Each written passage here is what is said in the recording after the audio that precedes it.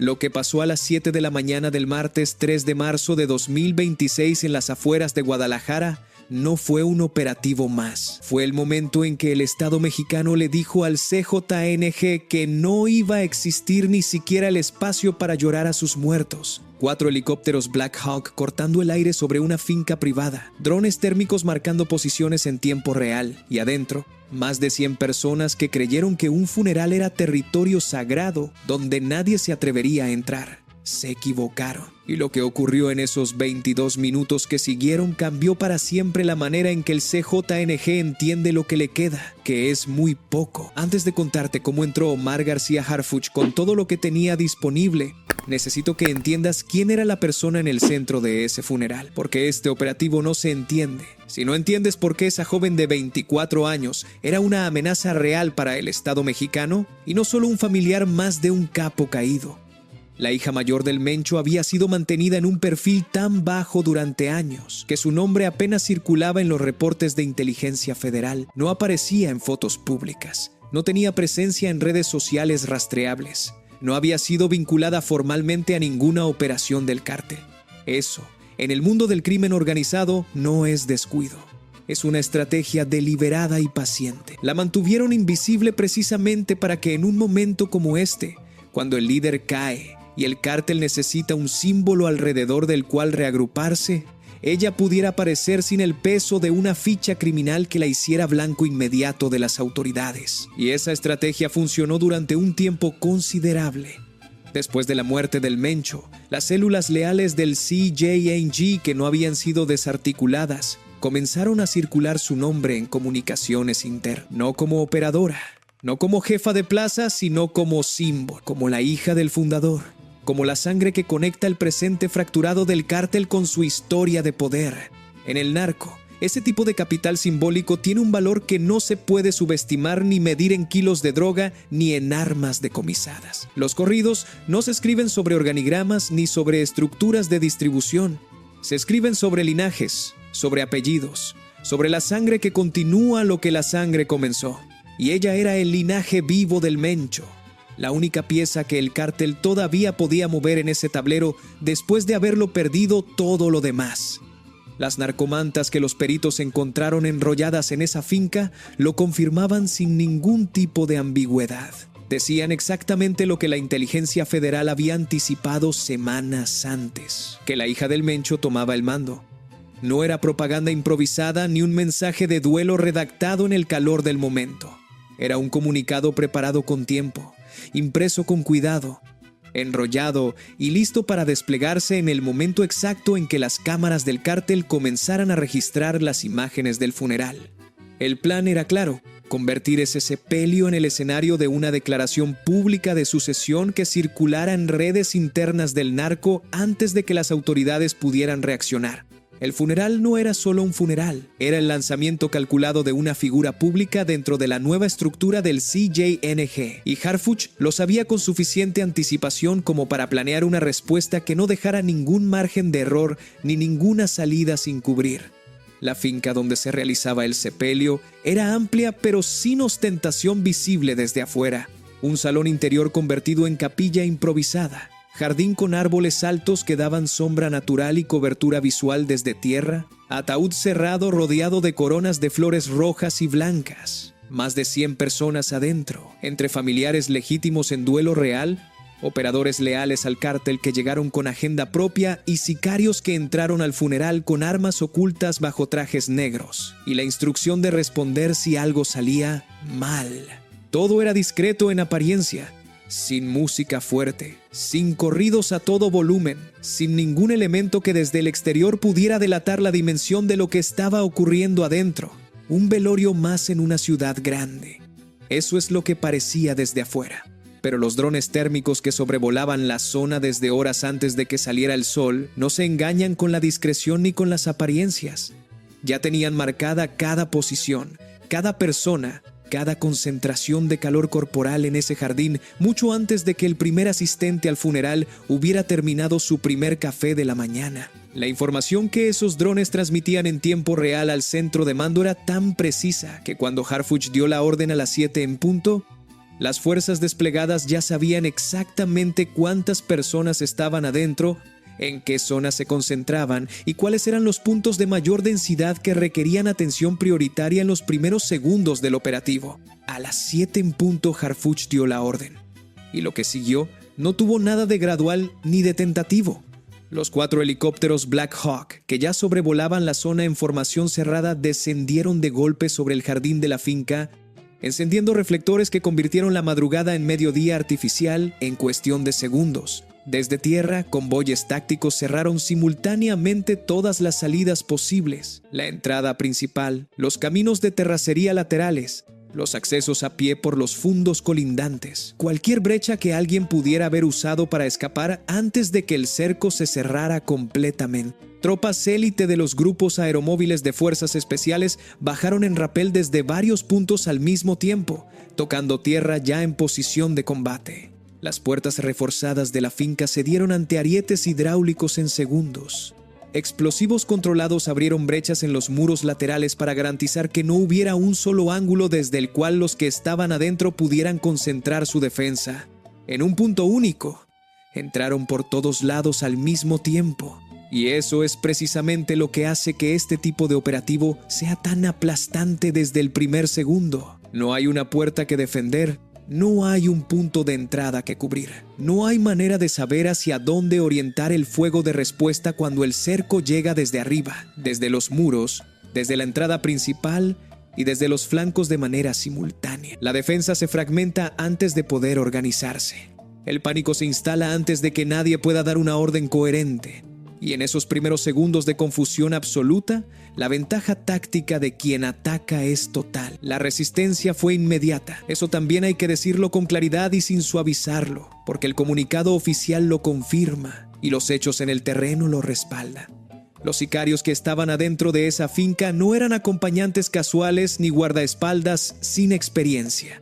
Eran operadores armados que sabían exactamente lo que estaban haciendo y que respondieron con la velocidad y la determinación de personas entrenadas para situaciones de contacto. Rifles automáticos salieron de debajo de las sillas y de entre los pliegues de trajes negros en cuestión de segundos. Hubo ráfagas sostenidas.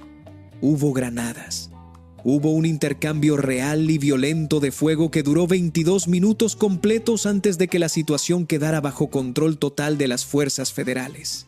22 minutos pueden parecer poco tiempo cuando los lees en un texto, pero en un intercambio de fuego dentro de un recinto cerrado, con helicópteros artillados disparando desde arriba y tropas cerrando el cerco metro a metro desde tierra, con granadas aturdidoras cambiando la orientación del combate cada pocos segundos. 22 minutos son una eternidad para todos los que están adentro. Cada metro de ese jardín fue disputado. Los francotiradores posicionados en puntos elevados eliminaron las amenazas más directas con precisión quirúrgica. Las granadas aturdidoras desorganizaron las líneas de defensa internas en los momentos críticos. Los helicópteros artillados perforaron techos y posiciones defensivas desde arriba, quitando cualquier cobertura que los sicarios intentaran usar para reorganizarse. Al final del minuto 22, el silencio llegó de golpe. Y en ese silencio, los elementos que entraron a asegurar el salón encontraron el ataúd todavía en el centro de la sala, rodeado de casquillos de distintos calibres y de lo que quedaba de un funeral que nunca terminó de ser funeral. La hija del Mencho había caído cerca de ese ataúd. El reporte oficial indica que fue en legítima defensa, en el momento en que intentó tomar el arma de uno de sus escoltas durante el intercambio de fuego. Su cuerpo quedó en el mismo lugar donde minutos antes iba a convertirse, según el plan del cártel, en el símbolo visible de la continuidad del CJNG. Ese contraste entre lo que ese momento iba a ser y lo que terminó siendo dice más sobre el estado actual del cártel que cualquier comunicado oficial. Quiero pausar aquí un momento porque creo que es importante. Sé que esto es difícil de procesar, y no me refiero solo a los detalles del operativo. Me refiero a la dimensión humana de lo que pasó. No importa quién sea la persona ni qué papel estuviera jugando en esa organización. 24 años es una vida muy corta. Y entiendo perfectamente que hay quienes van a leer o escuchar esto con incomodidad genuina, con preguntas legítimas sobre si era necesario llegar hasta este punto. sobre si había otra manera de resolver la situación sin que terminara de esta manera. Esas preguntas son válidas y merecen hacerse sin que nadie las descalifique. Lo que el Estado responde, a través de la declaración de Harfuch, es que adentro de esa finca no había solo una joven en duelo.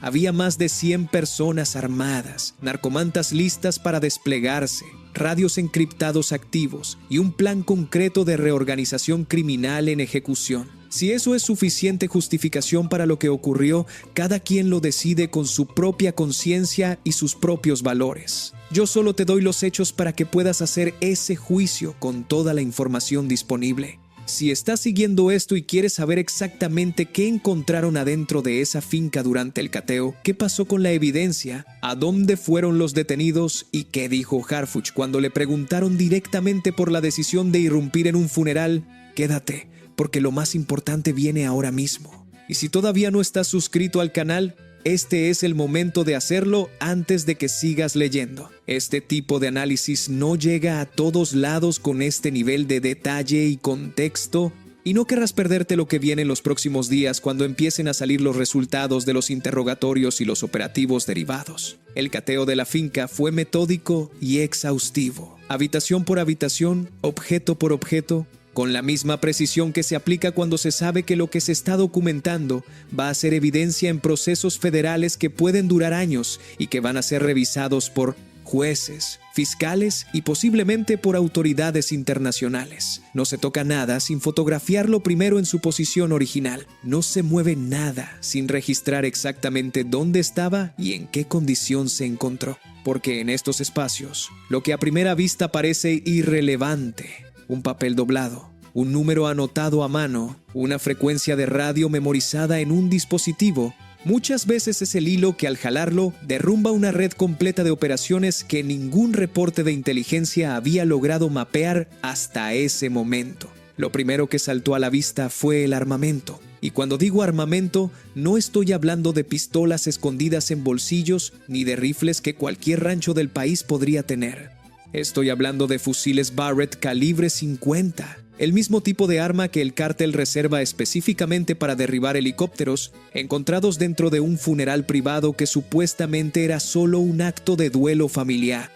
Esa sola presencia cambia completamente la narrativa de lo que era ese lugar.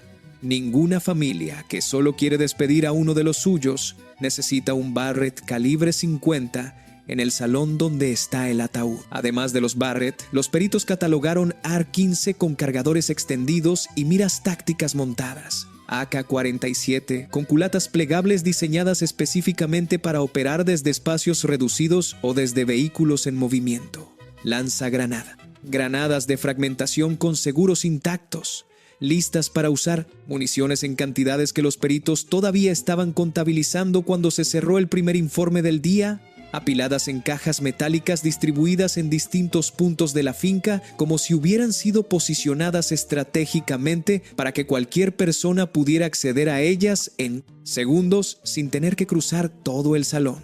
Chalecos tácticos con placas balísticas de grado militar, no los chalecos ligeros que usa la seguridad privada, sino equipamiento diseñado para resistir impactos de rifle de asalto, distribuidos por distintas habitaciones con la misma lógica de acceso rápido. Los radios encriptados encontrados eran del tipo que el CJNG usa para coordinar operaciones sin ser interceptado por los sistemas convencionales de monitoreo de frecuencias. Y no estaban guardados en una bolsa como equipo de respaldo.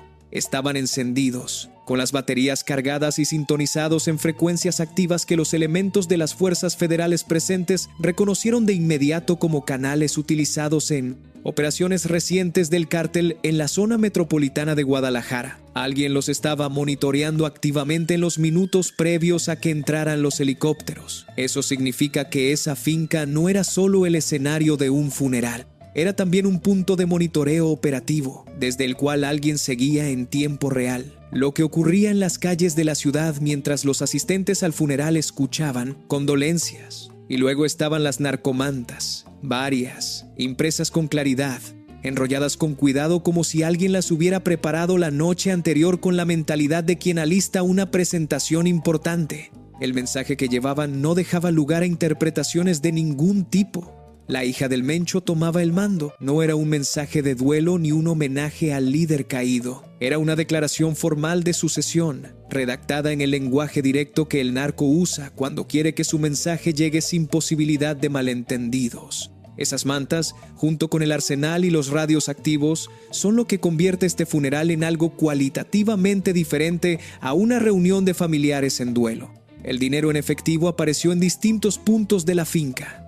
Fajos apilados sin ninguna justificación logística que tenga sentido en el contexto de un velorio. Joyas de valor considerable. Y los celulares, que fueron quizás el hallazgo más importante de todo el cateo, no por su valor material, sino por lo que contenían. Varios dispositivos. Algunos con protección biométrica que los peritos van a tener que sortear con equipos especializados y otros que ya estaban desbloqueados y mostrando conversaciones recientes. Los mensajes que los peritos pudieron acceder de inmediato confirmaban lo que la inteligencia federal ya sospechaba. El funeral era simultáneamente un acto de duelo y una reunión formal para jurar lealtad a un nuevo liderazgo. Los mensajes no eran ambiguos ni indirectos. Eran el tipo de comunicación que en el narco funciona como acta de constitución de una nueva estructura de mando, con nombres, con funciones asignadas y con compromisos explícitos de operación futura. Todo ese material, cada fusil Barrett, cada chaleco táctico, cada mantra enrollada, cada celular con mensajes comprometedores y cada fajo de billetes sin explicación,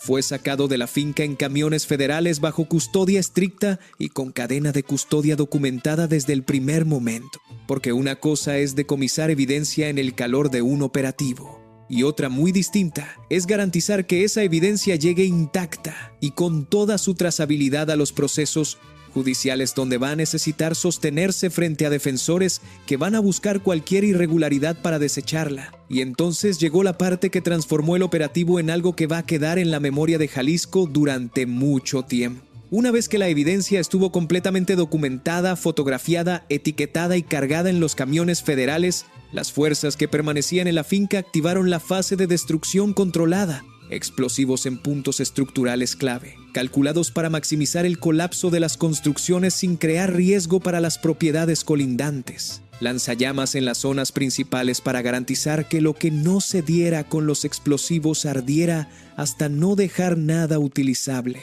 La finca comenzó a arder desde adentro hacia afuera con una velocidad y una intensidad que solo se consiguen cuando el fuego se aplica de manera técnica y deliberada, no cuando se prende accidentalmente o sin plan. Salas enteras consumidas en minutos. El jardín donde los helicópteros Black Hawk habían aterrizado horas antes. Los garajes donde los peritos habían encontrado vehículos que ahora viajaban hacia instalaciones federales. Las bodegas, todo reducido a estructura quemada y escombros humeantes, antes de que pasara una hora desde el inicio de la destrucción. El humo negro que salió de esa finca se veía desde kilómetros a la redonda en múltiples direcciones. En distintas colonias de Guadalajara, personas que no sabían absolutamente nada de lo que había ocurrido esa mañana, vieron esa columna de humo oscuro subiendo sobre la zona y sacaron el teléfono para fotografiarla, compartirla en redes sociales, sin saber que estaban documentando el final físico y definitivo de lo que iba a ser el primer acto público del CJNG en su era post-Mencho. Lo que durante semanas se había planeado como un momento de poder, terminó siendo una imagen de destrucción que circuló en redes sin que nadie del cártel pudiera controlar cómo se interpretaba.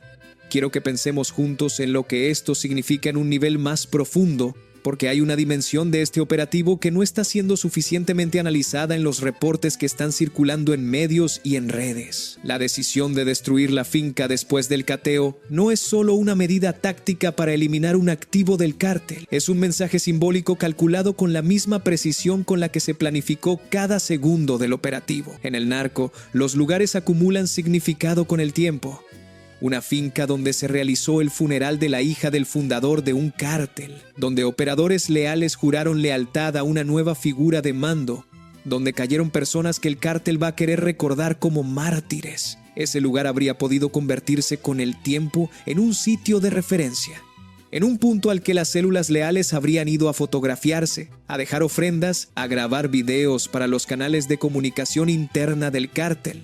y para las redes donde el narco construye su narrativa pública. Al quemar la finca hasta los cimientos, Harfuch no solo eliminó un espacio físico que el cártel podría haber reutilizado operativamente, eliminó la posibilidad de que ese espacio se convirtiera en símbolo de resistencia o de continuidad.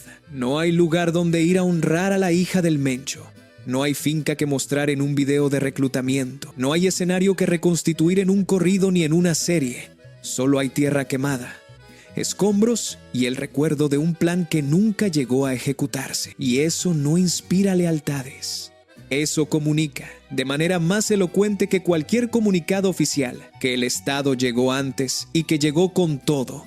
Harfuch, cuando los medios le preguntaron directamente por la decisión de irrumpir durante el funeral y de destruir la finca después, no buscó suavizar nada ni rodear su respuesta con lenguaje diplomático. Dijo que el CJNG intentó convertir ese funeral en un acto de poder y de reorganización, que las fuerzas federales no lo permitieron, que la joven y sus escoltas fueron neutralizados como consecuencia directa de haber elegido resistir cuando las fuerzas del Estado entraron. Y cerró con algo que se quedó circulando en medios y en redes durante horas después, que el cártel ya no tiene líderes, ni funerales, ni legado, que su imperio terminó en fuego y silencio. Es el tipo de declaración que se puede leer desde ángulos muy distintos, dependiendo de la posición desde la que uno mira este conflicto.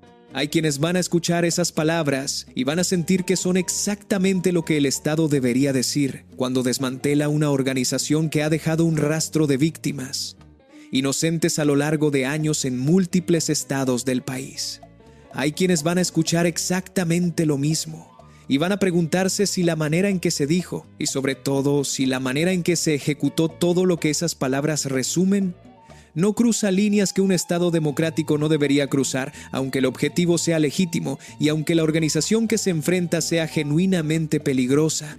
Ninguna de esas dos lecturas es completamente incorrecta, y creo que la madurez para sostener esa tensión sin resolverla artificialmente a favor de uno de los lados es parte de entender realmente lo que está ocurriendo en México en este momento histórico. Lo que sí está fuera de cualquier debate razonable es el resultado operativo concreto. El CJNG perdió en esa finca, en esas pocas horas de la mañana del martes 3 de marzo. No solo vidas y armamento que tardará semanas en reemplazar. Perdió el acto inaugural de su proceso de reorganización post-Mencho. Perdió la figura simbólica alrededor de la cual había construido su narrativa de continuidad durante las semanas previas. Perdió las narcomantas que iban a anunciar una nueva era. Y perdió la finca misma, que ahora es cenizas y no puede ser otra cosa. Pero aquí viene algo que el comunicado oficial no menciona con la suficiente claridad y que creo que merece toda tu atención. Los celulares decomisados en esa finca están siendo analizados en este momento en laboratorios forenses especializados. Y los mensajes que contienen, los que ya pudieron acceder sin necesidad de equipos especiales, no solo confirman lo que ya sabemos sobre la naturaleza real del funeral, según las filtraciones que han comenzado a circular entre personas cercanas al proceso de análisis. Esos mensajes conectan a varios de los asistentes al funeral con operaciones activas en otras plazas del país que hasta ahora no habían sido identificadas como parte de la estructura del CJNG post-Mencho. No estamos hablando de personas que viajaron a Guadalajara solo para llorar y regresar a su vida cotidiana. Estamos hablando de operadores con vínculos vigentes y activos en ciudades que no son Guadalajara, en rutas de tráfico que todavía funcionan con normalidad, en estructuras locales que todavía existen y operan aunque su cúpula haya sido golpeada repetidamente en las últimas semanas. Cada celular decomisado es potencialmente un mapa de esa red. Cada mensaje es una coordenada nueva que los analistas de inteligencia están convirtiendo en objetivos para los próximos operativos. Eso significa que el trabajo que comenzó en esa finca a las 7 de la mañana no terminó cuando se apagaron las últimas llamas. Está continuando ahora mismo en laboratorios, en centros de análisis de comunicaciones y en salas de interrogatorio donde los detenidos están siendo procesados uno a uno con toda la información que los celulares ya revelaron. Como contexto, cada dato nuevo que sale de ese análisis es una puerta que se abre hacia algo que todavía no había sido visto. Y eso convierte este operativo en el inicio de una cadena de acciones que, si se ejecutan con la misma contundencia e inteligencia previa que caracterizaron lo de esta mañana, pueden golpear al CJNG en dimensiones que hasta ahora habían permanecido intactas. Si llegaste hasta aquí conmigo, ya sabes que no te doy versiones a medias ni titulares sin contexto. Te doy el cuadro completo para que puedas entender no solo qué pasó, sino por qué importa y qué viene después. Si quieres seguir recibiendo exactamente eso, suscríbete ahora y activa la notificación, porque los resultados de los interrogatorios, los operativos derivados del análisis de esos celulares y la respuesta del CJNG ante todo lo que perdió esta mañana van a ser el próximo capítulo de esta historia. Y ese capítulo merece seguimiento serio, porque el CJNG, hay que decirlo con la honestidad que este tema requiere, no desapareció esa mañana en Jalisco. Perdió a su líder histórico semanas atrás.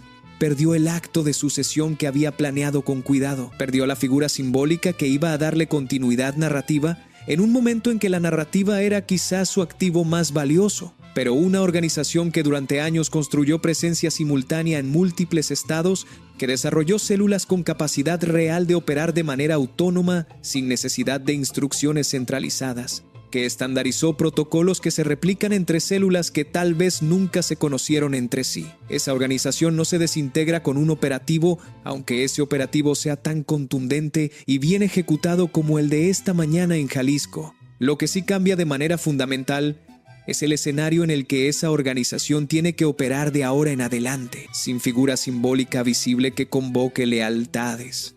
Sin la posibilidad de usar funerales como actos de poder, porque el Estado demostró esta mañana que también llega ahí, que los drones térmicos sobrevuelan esos jardines con horas de anticipación y que los helicópteros Black Hawk no respetan la discreción de un velorio cuando la inteligencia indica que adentro hay más de 100 personas armadas con Barrett calibre 50. Sin la narrativa del linaje del Mencho como bandera de continuidad, porque esa bandera fue literalmente quemada junto con la finca donde iba a izarse por primera vez. Todo eso no elimina al cártel de la noche a la mañana, pero lo obliga a operar diferente, más fragmentado, más dependiente de estructuras locales que no tienen el peso simbólico ni la coordinación de una figura central reconocida. Y esa fragmentación genera sus propias dinámicas destructivas. Genera disputas por territorio entre células que ya no tienen una autoridad central que las arbitre cuando los intereses chocan. Genera traiciones internas porque la lealtad que se juraba a una persona y a su linaje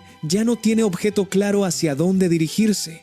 Genera filtraciones hacia las autoridades, porque en una organización fragmentada y sin liderazgo claro, la información se convierte en moneda de negociación individual. En el largo plazo, esa fragmentación puede ser más dañina para el CJNG que cualquier decomiso individual o cualquier arresto de alto perfil. Pero en el corto plazo también puede generar violencia dispersa, irracional y difícil de anticipar, porque las células que se sienten sin dirección y sin futuro claro, a veces reaccionan atacando para demostrar que siguen existiendo, aunque ese ataque no tenga ningún objetivo estratégico real, y aunque solo sirva para acelerar su propia destrucción. Eso es lo que hay que monitorear en las próximas semanas con toda la atención que merece. No si el CJNG va a responder a lo que ocurrió esta mañana, porque esa respuesta va a venir de alguna forma. La pregunta relevante es: ¿cómo va a venir? ¿Desde dónde? ¿Con qué recursos? Y si las fuerzas del Estado van a estar en posición de anticiparla con la misma inteligencia previa con la que anticiparon lo que iba a ocurrir en esa finca en Jalisco. Esta historia no cerró con el humo que se vio sobre Guadalajara esta mañana. Ese humo fue el final de un capítulo y el inicio del siguiente. Y yo voy a seguir aquí, contándote cada detalle que salga a la luz, cada dato nuevo que confirme o que matice lo que hoy sabemos, cada operativo que se derive de lo que encontraron en esos celulares, porque este es el tipo de momento que define cómo va a verse el mapa del crimen organizado en México en los próximos años, y merece atención real, sostenida y honesta. Gracias por quedarte hasta el final de todo esto. Si este análisis te ayudó a entender mejor lo que está pasando, compártelo con alguien más que también quiera saber la verdad sin que nadie se la filtre antes de que llegue.